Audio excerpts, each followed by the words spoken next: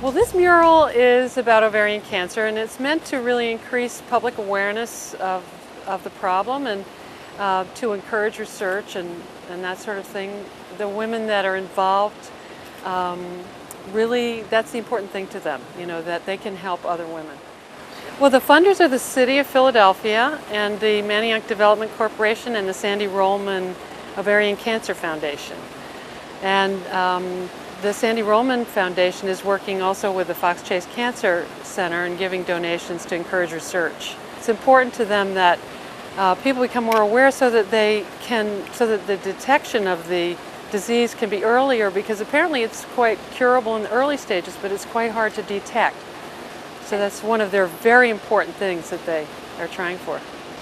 Well, the owner's mother-in-law, I believe, died of ovarian cancer, and so they were really interested in that topic. The City of Philadelphia, put the whole thing together. Proper Brothers had donated the wall, and the Sandy Rollman Foundation had come and wanted to fund an ovarian cancer awareness mural. And they are working with the Fox Chase Cancer Center to promote research, and they give donations to the Cancer Center for that. And so they all work together, and it's just a wonderful thing when you get these big groups that all want to promote something, and they really can make a difference. And the Mural Arts program is really sensitive to the kind of person you are. They're very, very good that way. And people donate walls, people ask for murals all the time, and they put together funders with walls, and then they get this whole project going. And they know what kind of community it is and where it is and the kinds of things that will work already. And then they pick an artist that they think will really, resonate with that theme. And this wall was so beautiful. It's a historic wall, gorgeous brick with a strange house shape on it that was just really inspiring, and the owners were very concerned to preserve the wall and the historic quality of the building. So we brought some architectural elements around from the front. We're using that in the side, and once they have the whole thing together, it was really very interesting. And then the emotional subject of the ovarian cancer was kind of resonating with me, I guess partly my age, but also my desire in my own studio work to do paintings that are more emotional.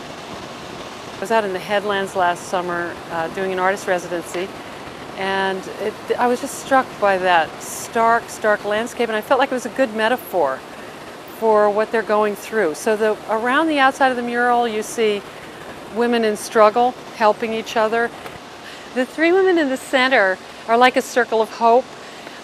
Within this kind of bleakness, bleak but beautiful radiance, where nature is so wonderful, but yet at times seems so uncaring for individuals. So these are three who are surviving, they're helping each other, they're happy, they're connected to each other, exactly, yes. We had a volunteer day last Saturday that went just wonderfully. I felt like there's only one person who had any previous art training at all, and but everybody, I had these jobs for them that were, sort of challenging, some measuring, some stenciling of brick, some glazing and underpainting, and they just really got into it. They brought their little kids, and we had these kind of team leaders that were sort of in charge of the different groups, and it just worked out perfectly, It was so much fun.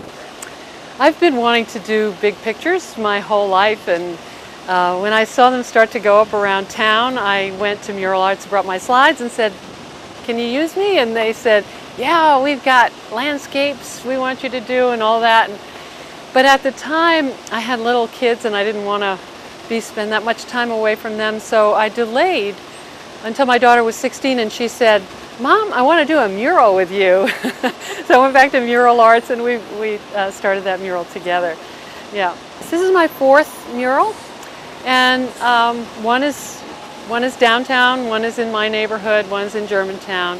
Yeah, and they've all been the same way. There's this wonderful sense of community that happens. It is so, in some ways, far superior to working alone in your studio and then having people see things in frames, because you're so involved with people the whole time.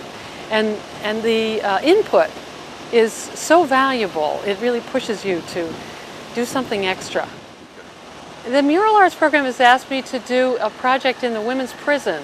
It's going to be the first outdoor prison mural, apparently. And I'm really excited to work with that population. So what's going to happen is I'll design the mural and then create like a giant paint by number set on parachute cloth, which is a kind of like thin canvas. And then I'll be in the prison with the women, giving them art lessons, and then we'll paint together.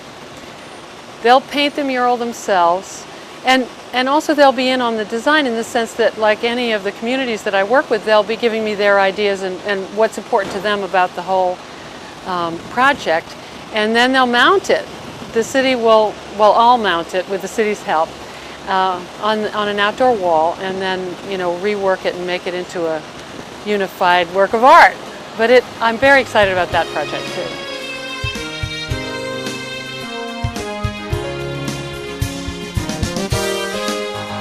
So it was funny the way we did it, because we started with the bottom part of the mural, and they gave us scaffolding, and then the scaffolding came down, we dedicated the mural, and then they gave us a giant lift truck that brought us all the way up to the top, 60 feet up in the air. And it was one of those things where I was in the driver's seat, you know, up in the basket driving the thing, and you know, so you could be 60 feet up and making the machine move back and forth on the ground. So it was pretty interesting.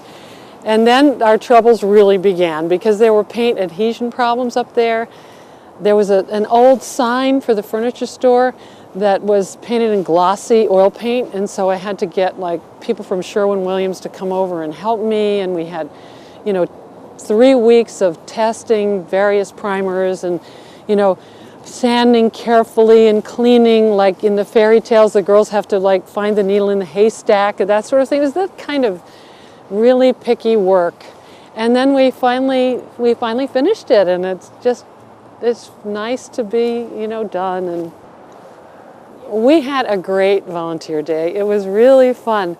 Lots of the women, you know, the survivors came over, and they brought their children and grandchildren, and everybody painted on it. And it just was a great day, and I think people really enjoyed it and felt like, you know, they were really part of it. Up at the top of the cliff, there's a picture of Sandy Rollman, and she's the one that the Sandy Rollman Foundation is named after, and she's carrying a candle, and she's like at the top of this cliff. And then down below, you see 3 women who are climbing a cliff, and this one woman was wearing high heels, you know, high-heeled slides actually, and she had a lot of trouble climbing in those shoes, so she took them off, hung them around her neck. And then her friends from the survivors group helped her down the cliff. And it was just a beautiful image, and it just, you know, really seemed like a perfect symbol for what goes on at the, you know, at these meetings. And so so we put it in the mural. Another symbol of hope in the mural is this section, which represents, it's actually a woman who has gone through ovarian cancer and her niece.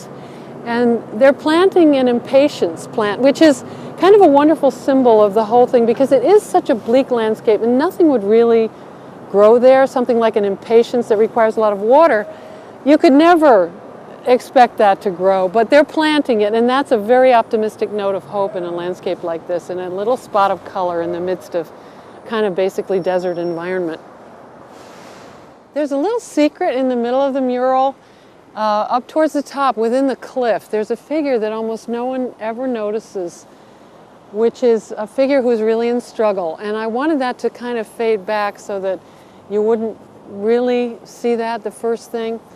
So she's up in there, and she's having a real hard time back in the cliff where the ocean is a little rough at the bottom and it's very, very rocky. So that symbolizes the time, you know, when people are really struggling with the disease. Because, you know, the mural, as I said before, it has notes of hope, but also you don't want to ignore the difficult time that people have and just pretend like it's all a Hallmark card kind of experience. It's really tough for these women. The woman over on the right who's bald, actually she's a wonderful woman who spoke very eloquently at the dedication ceremony. Her name is Roxana, and she's a photographer, And she actually gave me pictures of herself when she was going through chemotherapy. So it's really kind of a wonderful thing to have her there representing that part of the struggle, I think. This mural is really about hope for the future. And within the, some of the barren and difficult sections of the mural, we always, in every part, we always wanted to put a note of hope, because that's what the Sandy Rollman Foundation is really about. It's about getting the message out that there is hope for the future.